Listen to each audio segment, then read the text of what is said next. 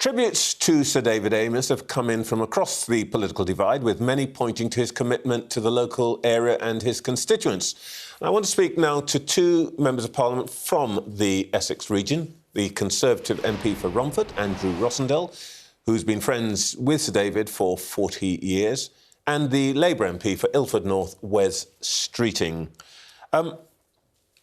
Thank you, gentlemen, for joining us. It's unusual for us to have two members of Parliament on together, especially from different parties. But I'd like you both to reflect on your experience, not as partisans, but as constituency MPs who were close to Sir David. And I just would like, starting with you, Andrew, if you want to say something about your memories of him.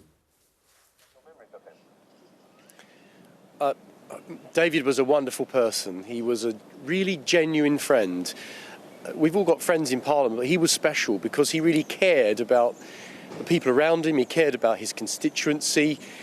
He was a passionate person and he had strong beliefs. He was uncompromising in what he stood for, but the things he stood for were wonderful causes. For instance, animal welfare. He was a huge animal welfare supporter. And the other thing I'd say about him is that he would always have time for everybody he met. You know, he didn't just brush you off. He would spend time talking to all the people he met, and nothing would be too much. He never looked down on anyone. He was an equal to everyone else. That's the way he behaved, and we're going to miss him. He was a fantastic MP and a great friend, and for him to lose him in such tragic circumstances is very difficult for us to accept and understand. It really is. It's a very sad moment for all of us. Wes Streeting? Yeah, I think we were just discussing before we came on. David was one of those great characters in Parliament. Everyone knew him because you could not know him. He was renowned for, as Andrew said, the cause he took up, a terrific sense of humour, and also just the most outstanding champion for his constituency. And I've not checked, but I would put money on the fact that no one has ever mentioned Southend in Parliament more than Sir David did. And I'm really glad, actually, that the campaign for city status for Southend is, really up at the top of the agenda, because I could think of no more fitting tribute to him.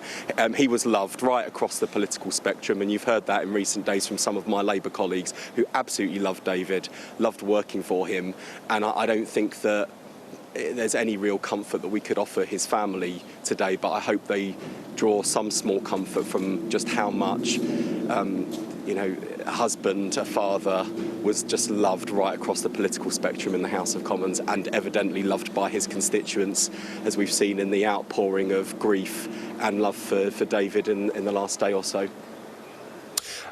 The conversation this morning has centred very much on the security of members of Parliament and, I would guess, also local councillors who have to meet people they don't know face to face. And there's some suggestion that actually over recent times things have become more dangerous, certainly rougher. Has either of you, have you had to take extra precautions over your period as members of Parliament? Andrew Rosindell first. Yes, I'm afraid I've been MP 20 years, and during that period I see a lot of more nasty people around than ever before, and they're willing to say and do things in a way that I would never have thought possible in this country, and we all have to be really aware and keep our wits about us. The abuse we get on social media, by emails, I mean, we get it all the time, but we brush it off because we've got a job to do, and we tell the police have got other things to do. It's not always followed up, and I think probably this has all got to change. We've got to take this a bit more seriously in future. My office was arsoned, my car was smashed up. Someone tried to get into my house and injure me, managed to stop them. All these things have happened over the years, but you take it in your stride because our priority is to get on with our job, and we do tend to not think much about our own security, I'm afraid, but I'm thinking now maybe we should do a bit more. Priti Patel's reviewing how we're going to be how this is going to be dealt with in future. Certainly our constituency surgeries, there's going to have to be some new arrangements for those. But we can't let evil destroy democracy. And this was pure evil, what happened here. We cannot allow that to undermine the democratic traditions of this country. So whatever happens, Wes and myself and all members of Parliament, we're going to be out there serving our constituents. We're not going to let this defeat us. We will still be there and doing the job we were elected to do. Wes Streeting, Andrew Rosindell says we have to do a bit more. What, in your view, would a bit more, in practical terms, constitute?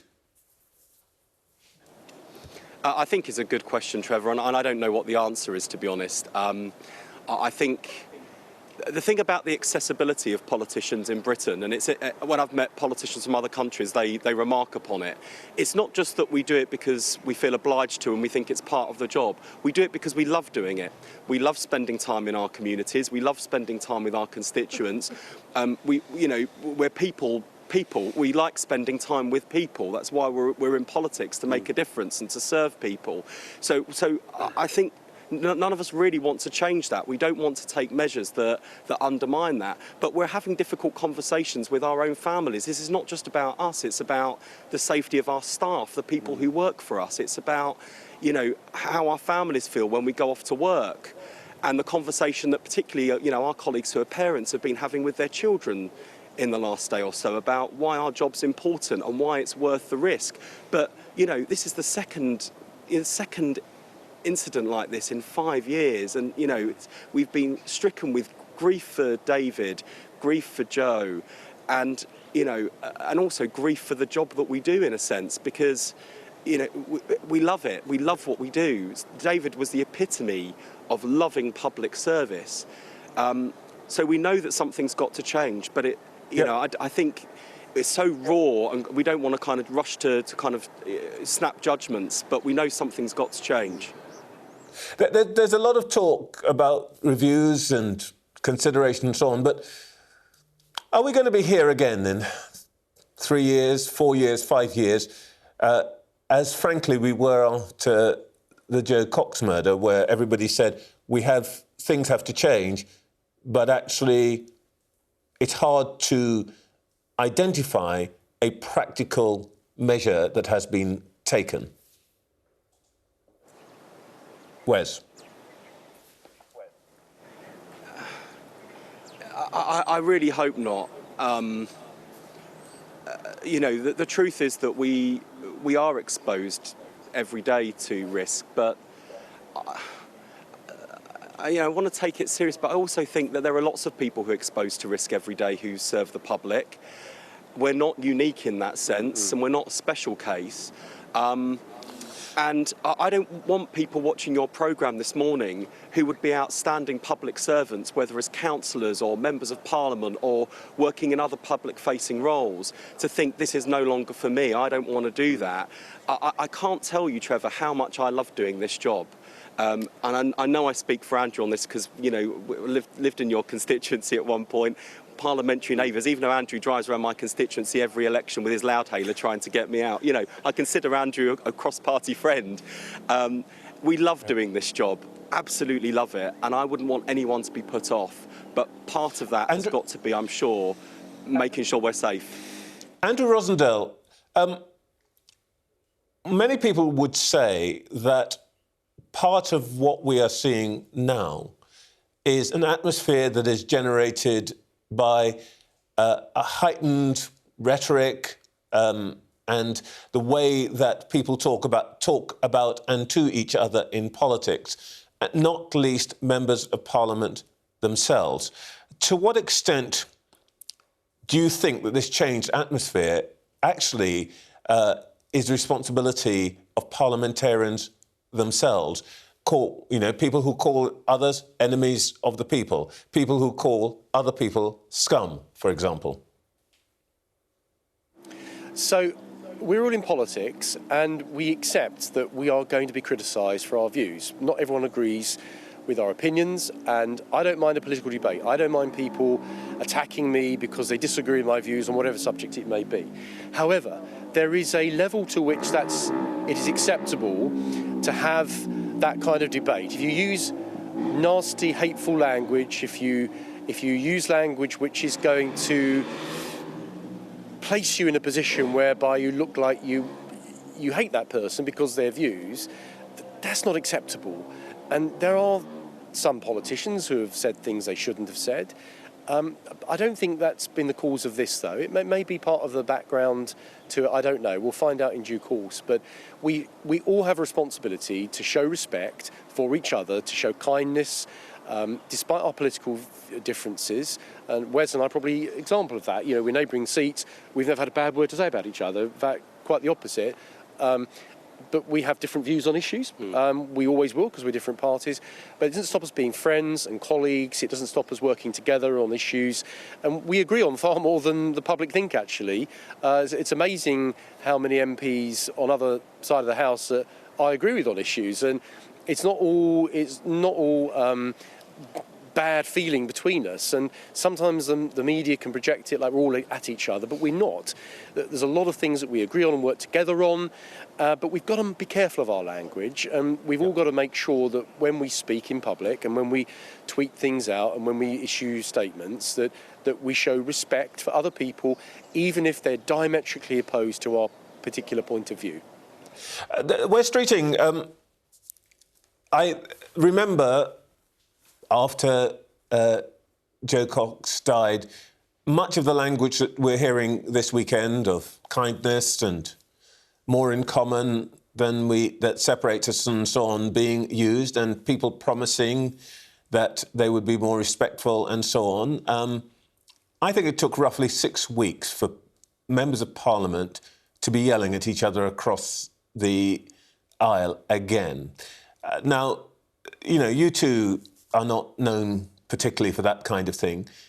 What can we actually do to make sure that all of the good intentions that are going to be expressed today and tomorrow and the day after last into next year?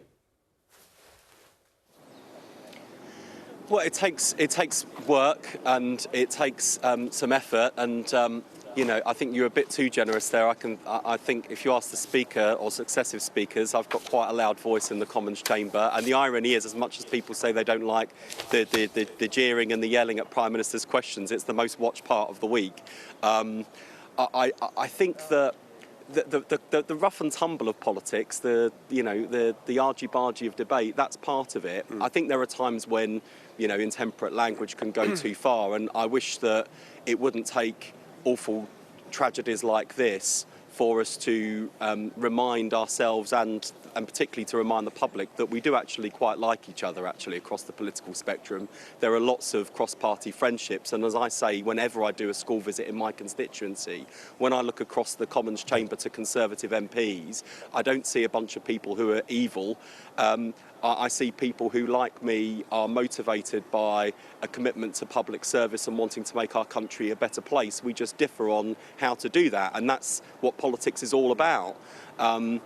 And I think we can make that point more often without losing robust debate. I think robust debate is a healthy part of democracy, but okay. I think perhaps we might impugn each other's motives a little less. And also, I mean, I think we've also got to. It's always a time to talk about civility in politics. I think we've also got to reflect on the specific circumstances as to how two members of Parliament have lost their lives in this way. And I think that's about more than civility. It's about extremism. We've got to tackle that too. Right. Wes Streeting, Andrew Rosindell, thank you very much indeed for joining us.